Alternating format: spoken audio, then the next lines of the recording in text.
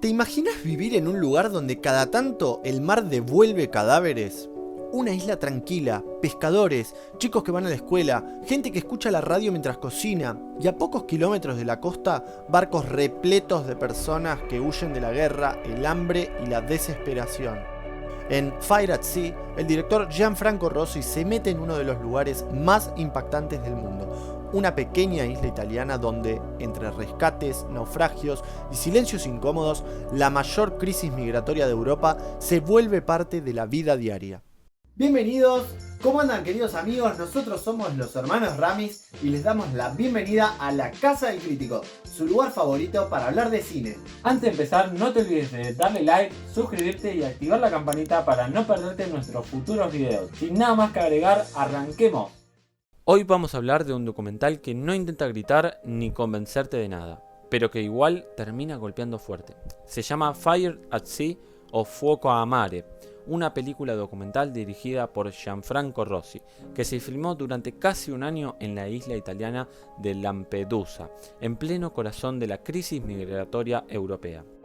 Y lo interesante es que no cuenta esta historia desde el lugar que uno esperaría. No sigue a un periodista, no hay narrador, no hay entrevistas explicativas. En cambio, la película simplemente observa la vida cotidiana de una isla, mientras a pocos kilómetros de sus costas, miles de personas arriesgan la vida cruzando el mar para llegar a Europa. Porque Lampedusa es un lugar muy particular. Es una pequeña isla del Mediterráneo, mucho más cerca de África que del continente europeo. Y desde hace décadas se convirtió en una de las principales puertas de entrada para refugiados y migrantes que escapan de guerras, hambre o persecución. En los últimos 20 años, más de 400.000 personas llegaron a sus costas y miles murieron en el intento. El mar que rodea la isla es, al mismo tiempo, una frontera y un cementerio. Pero la película no empieza con una tragedia. Empieza con algo mucho más simple, un nene. El chico se llama Samuele. Tiene 12 años y vive en Lampedusa con su familia, que pertenece a una larga tradición de pescadores. Lo primero que lo vemos hacer es cortar una rama de un árbol para fabricarse una gomera. Después sale con un amigo a jugar en el campo, disparando piedras contra cactus como si estuvieran en una guerra imaginaria. Es una escena completamente cotidiana. Samuele va a la escuela, come pasta en su casa, charla con su familia y pasa tiempo con sus amigos. A veces también escucha historias de marineros que pasaron meses enteros navegando entre el cielo y el mar. El mar está siempre presente en su vida, pero curiosamente Samuele prefiere estar en tierra firme. Mientras tanto, la vida en la isla sigue su curso normal.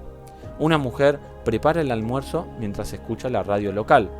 El conductor del programa pasa canciones, recibe dedicatorias y al mismo tiempo informa sobre rescates en el mar, porque en Lampedusa esas dos cosas conviven todo el tiempo, la vida cotidiana y las noticias de barcos que se hunden.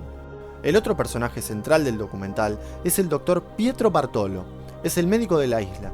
Durante años fue la primera persona que examinó a prácticamente todos los migrantes que desembarcaban en Lampedusa. Cada vez que un barco llega, ahí está él. Los refugiados bajan de las embarcaciones exhaustos, deshidratados, quemados por el combustible o por el sol. Muchos llevan días sin comer ni dormir. El doctor los revisa uno por uno. Algunos sobreviven, otros no. Y esa es una de las partes más duras del documental, porque Bartolo también tiene que examinar cadáveres recuperados del mar. Mujeres, hombres, niños, cuerpos que pasaron días atrapados en bodegas de barcos sobrecargados. Con el tiempo, dice el médico, uno nunca termina de acostumbrarse a eso. A todo esto, mientras Samuele juega en la isla, en el mar ocurre otra historia completamente distinta. Barcos de rescate reciben llamadas de emergencia por radio. Pequeñas embarcaciones inflables cargadas de migrantes empiezan a hundirse en medio de las olas. La guardia costera sale a buscarlos. Helicópteros sobrevuelan el agua. Barcos patrulla avanzan en la oscuridad. Cuando finalmente encuentran las embarcaciones, las escenas son devastadoras. Personas apretadas unas contra otras, exhaustas, con la mirada perdida. Algunos lloran, otros apenas pueden hablar. Muchos llegan cubiertos de combustible diésel. Un trabajador de rescate incluso comenta que están tan impregnados que, si alguien prendiera un encendedor, todo el lugar podría incendiarse. Después de desembarcar, los migrantes son trasladados al centro de recepción de la isla. Allí los registran, los fotografían y los preparan para continuar su viaje hacia Europa. Pero antes, pasan por el consultorio del Dr. Bartolo. En una de las escenas más impactantes del documental, un migrante nigeriano canta su propia historia. La canta como si fuera una especie de oración o sermón. Cuenta lo que vivieron durante el viaje, el hambre, el miedo, el calor. En un momento, dice algo que queda resonando durante toda la película. El mar no es un lugar para pasar, el mar no es un camino. Y de repente entendés algo. Para quienes viven en Lampedusa, el mar siempre fue una forma de vida. Para quienes llegan desde África, el mar es un obstáculo mortal. Uno de los aspectos más extraños del documental es que estas dos realidades casi nunca se cruzan. Por un lado, está la vida tranquila de la isla, las familias cenando, la radio sonando, los pescadores contando historias. Y por otro lado están los migrantes que llegan cada semana, agotados, desorientados, a veces heridos. Pero ambos mundos conviven sin mezclarse demasiado. La cámara de Rossi salta de uno a otro como si estuviera mostrando dos universos paralelos. El único puente entre ellos es el Dr. Bartolo. Él trata a los habitantes de la isla y también a los refugiados que llegan del mar. Mientras todo esto ocurre, Samuele sigue creciendo, pero también empieza a mostrar algunos problemas. Tiene ojo vago, así que los médicos le colocan un parche para obligar al ojo más débil a trabajar más. Además, sufre episodios de ansiedad e hiperventilación. Y curiosamente, el médico que lo atiende es el mismo que pasa sus días viendo las consecuencias de la crisis migratoria.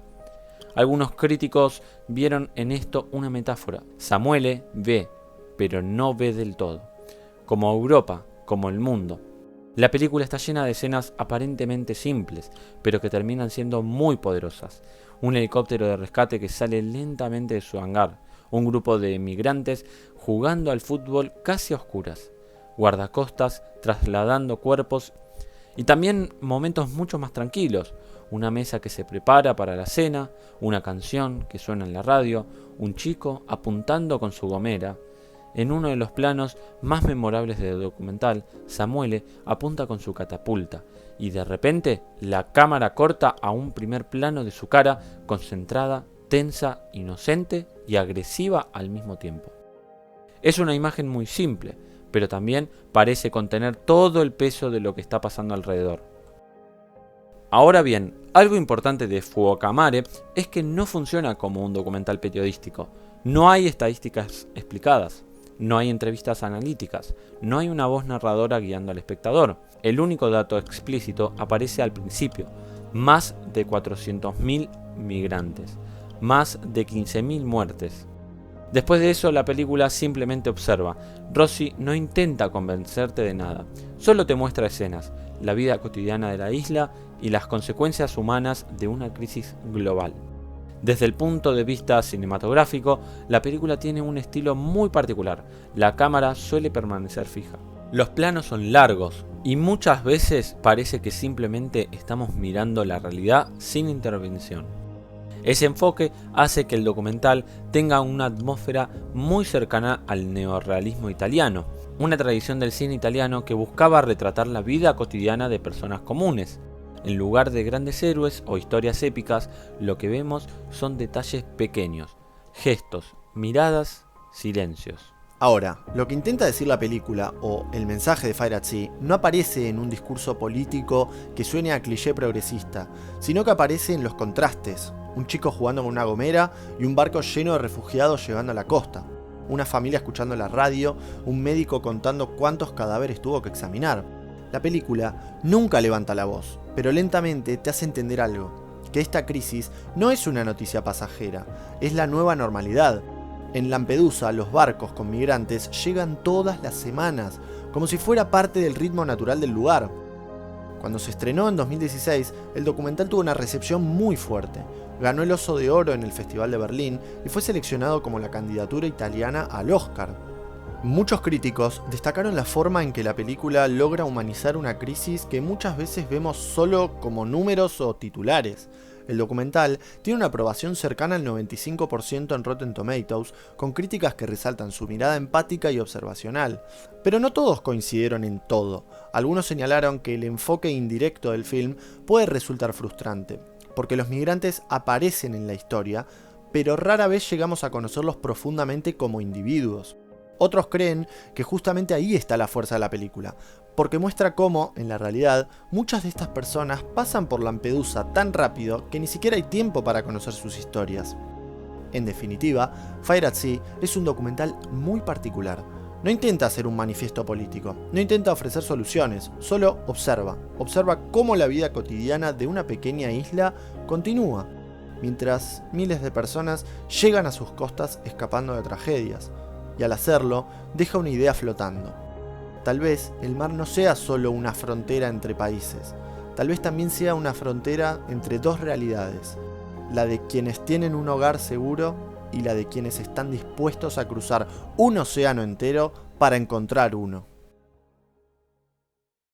Bueno, queridos amigos, hasta acá llegó el video de hoy. Si les gustó, les pedimos que lo compartan con sus amigos y nos dejen en los comentarios qué otro tipo de videos les gustaría que hagamos. Pero antes de irte, no te olvides de darle like, suscribirte y activar la campanita para no perderte nuestros futuros videos. Les mandamos un gran abrazo y hasta la próxima. Chao, nos vemos.